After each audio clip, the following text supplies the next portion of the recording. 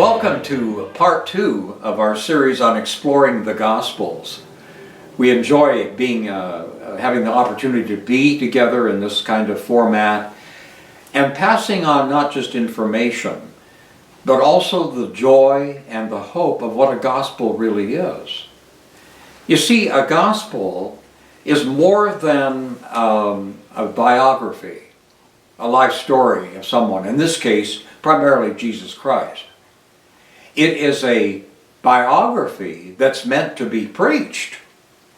That is a living experience with Jesus Christ. You see, all the Gospels are written by witnesses, by people who saw, or if they weren't there initially, they heard right away from friends and family in the community these stories that were passed on first orally and then later in a written form.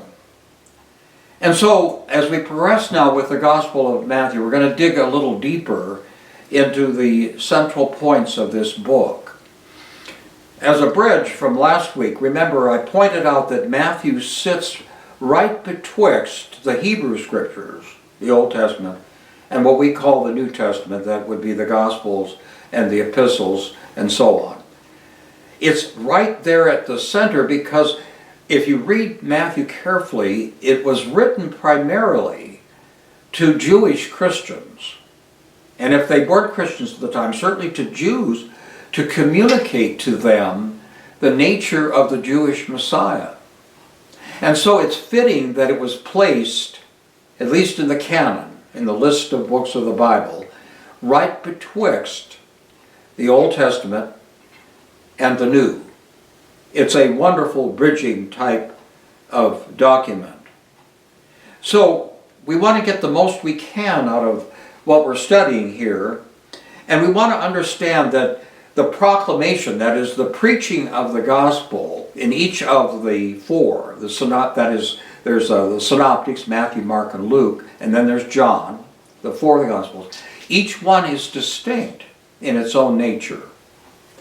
And that's because each of the gospel writers lived at different periods of time in the first century. We mentioned a little bit about that last week. Now, one thing about Matthew's gospel is fairly easy to detect, that it shows up essentially in three movements. We can look at it this way because we're looking for certain phrases that kind of use a thematic transition piece. For example, if you look at Matthew 4:17, the leading phrase is, "from that time." If you jump from there to go to chapter 16 and verse 21, you're going to find the same picture. "From that time" is the phrase. So, for example, from that time in the beginning, Jesus began to preach in the parables and the public ministry. At 4:17, he begins to preach openly and to teach the people of his community. And then at the last, when you get down to chapter 16, to the end of the gospel, we're going to find out that there's the predictions of Jesus' death and resurrection. So we're watching for that phrase, "from that time," as the transition phrase. And again, if you look at those texts, you're going to find them.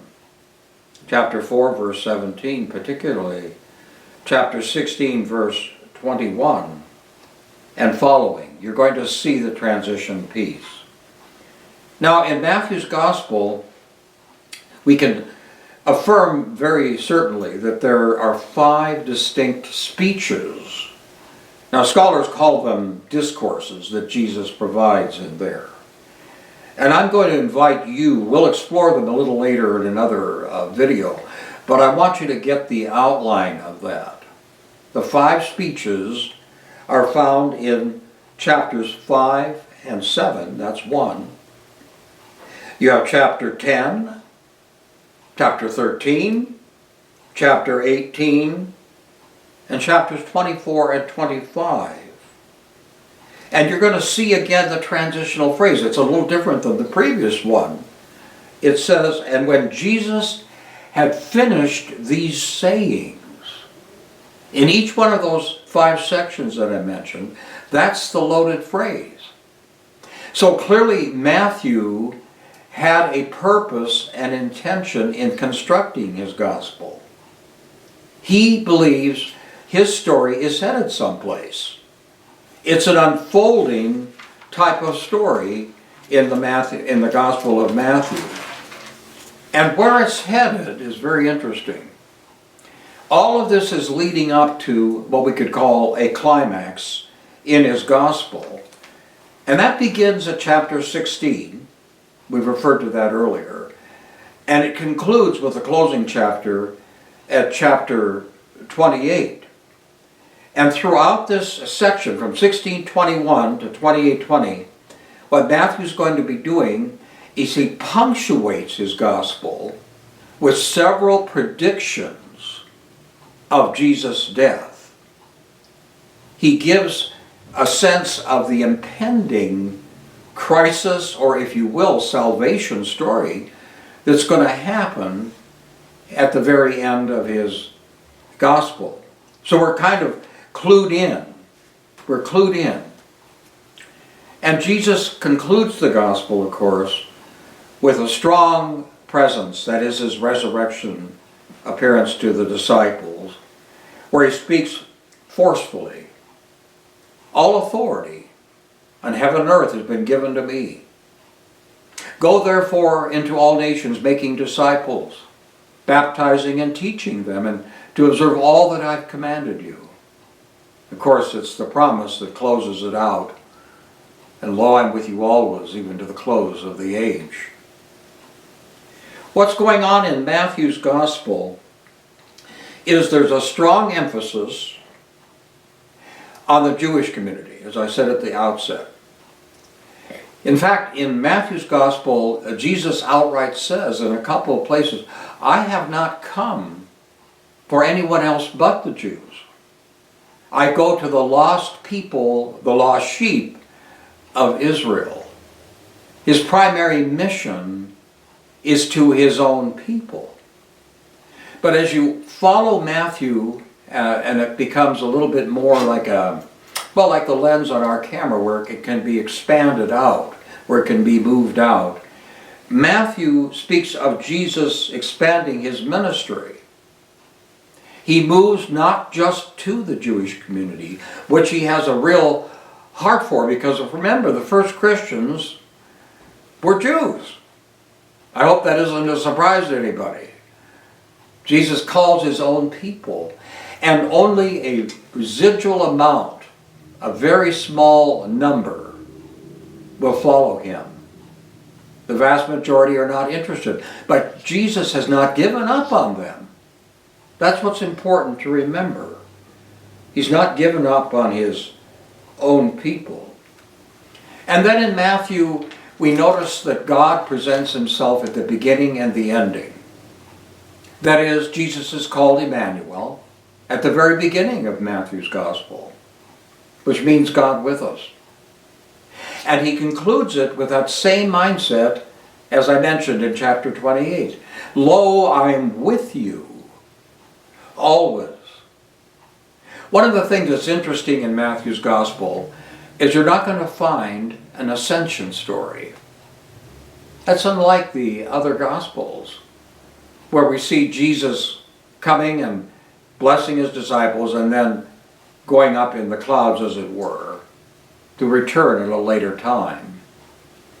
But in Matthew's gospel, there's no ascension story.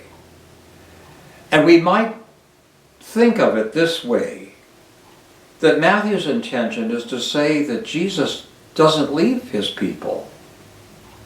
Whether or not there is an ascension story, not, of course, he doesn't leave us. He's always present in the giving of the Holy Spirit. But where Matthew seems to locus the deep sense of God's presence is, I'm there with you. I'm staying with you. I'm hanging in there with you, not just for today, but always. So, a little bit of structure on today's video on how things flow in the Gospel of Matthew. And next week, we're going to step into some of the stories. And we're going to see more clearly how Matthew proclaims the good news of Jesus Christ in word and in deed for us and for our salvation. Thanks for listening, and we'll see you again soon.